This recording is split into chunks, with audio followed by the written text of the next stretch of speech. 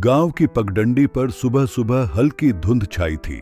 सूरज की किरणें खेतों पर पड़ रही थीं, मगर मिट्टी सूखी थी। कुएं का पानी कम हो चुका था और किसान परेशान थे।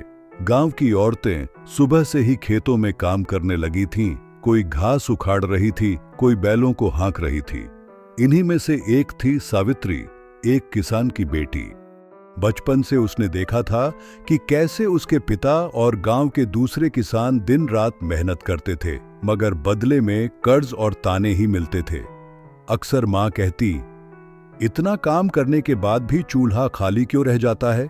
सावित्री चुपचाप मिट्टी की ढेलियों से खेलती और सोचती, क्या इस मिट्टी में इतना दम नहीं कि सबका पेट भर सके। सावित्री पढ़ाई में तेज थी। जब बाकी लड़कियां घुड़ियों और खेलों में मस्त रहती, वह खेतों में जाकर पौधों को देखती और सवाल पूछती, माँ, ये पौधे पीले क्यों पड़ रहे हैं। पापा, हर साल फसल कम क्यों होती है। पिता कभी थके स्वर में कहते, बेटा, यही किस्मत है किसान की।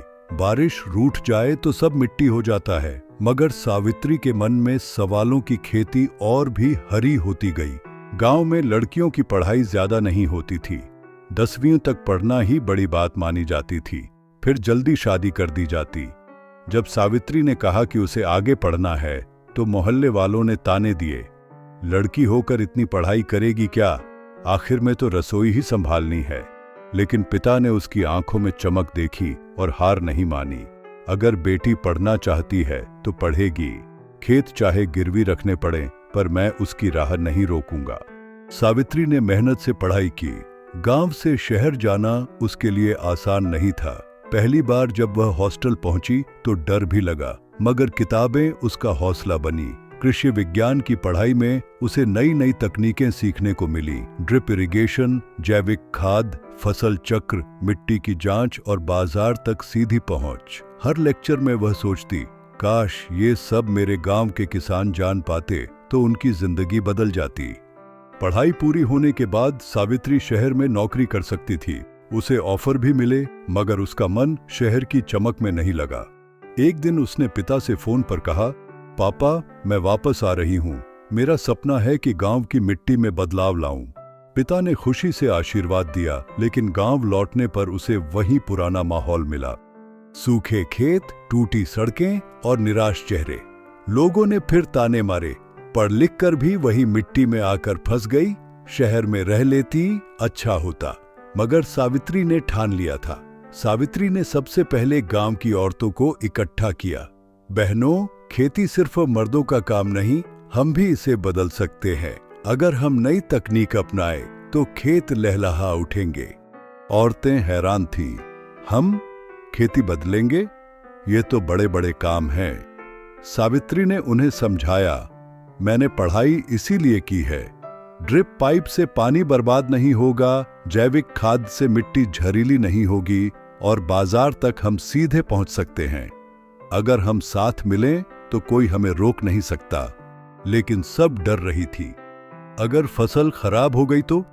हमारे पास तो पैसे भी नहीं हैं। तब सावित्री ने अपनी छात्रवृत्ति से बचाए पैसे लगाए। उसने छोटा सा खेत लिया और नई तकनीक अपनाई। पाइपलाइन लगवाई, अच्छे बीज बोए और हर कदम पर औरतों को साथ खड़ा किया। गांव के लोग तमाशा देखने आए।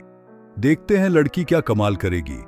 कुछ ही महीनों में खेत हरे भरे हो उठे। जहां पहले फसल सूख जाती थी, अब सब्जियों और अनाज की भरपूर पैदावार हुई। औरतें हैरान रह गईं, ये सच में काम कर गया। सावित्री मुस्कुराई, देखा, मिट्टी में दम है, बस सही बीज और सही मेहनत चाहिए। अब औरतें धीरे धीरे जुड़ने लगी। किसी ने अपनी बकरी पालने का काम बढ़ाया, किसी ने सब्जी बेचनी शुरू की और किसी ने सिलाई के साथ साथ अचार पापड़ का कारोबार शुरू किया। सावित्री ने उन्हें सिखाया कि ऑनलाइन मार्केट में भी सामान बेच सकते हैं। पहली बार गांव की औरतों के हाथ में अपनी कमाई आई। उन्होंने अपने बच्चों को स्कूल भेजना शुरू किया, घर की मरम्मत कराई और आत्मविश्वास से कहने लगी, हम किसान हैं, मजदूर नहीं। लेकिन सब आसान नहीं था। कुछ मर्दों को यह अच्छा नहीं लगा। औरतें कमाने लगेंगी तो हमारी इज्जत कहां जाएगी। गांव की पंचायत में सवाल उठे, मगर सावित्री ने साहस से जवाब दिया, हम किसी की इज्जत नहीं छीन रहे, हम तो सिर्फ अपने बच्चों का भविष्य संवार रहे हैं। मिट्टी सबकी है, औरत की भी। धीरे धीरे मर्द भी समझने लगे कि घर की हालत सच में सुधर रही है। एक दिन सावित्री के पिता खेत में आए। चारों तरफ हरे पौधे लहरा रहे थे। उन्होंने मिट्टी की मुट्ठी उठाई और आंखों में आंसू लिए बोले, बेटी, मैंने सोचा था कि बेटे ही इस मिट्टी का सहारा होंगे, लेकिन तूने साबित कर दिया कि बेटियां भी धरती माँ की असली संतान हैं। तूने मिट्टी का कर्ज उतार दिया। सावित्री ने पिता का हाथ थामते हुए कहा, पापा, मिट्टी की खुशबू तभी पूरी होती है जब बेटियों के सपने भी इसमें मिल जाए। ऐसी ही सच्ची प्रेरणादायक कहानियां हम हर हफ्ते लेकर आते हैं, तो चैनल को सब्सक्राइब कीजिए और बेल आइकन जरूर दबाइए। मिलते हैं अगली कहानी में, जहां जिंदगी के आंसू हौसले में बदलते हैं।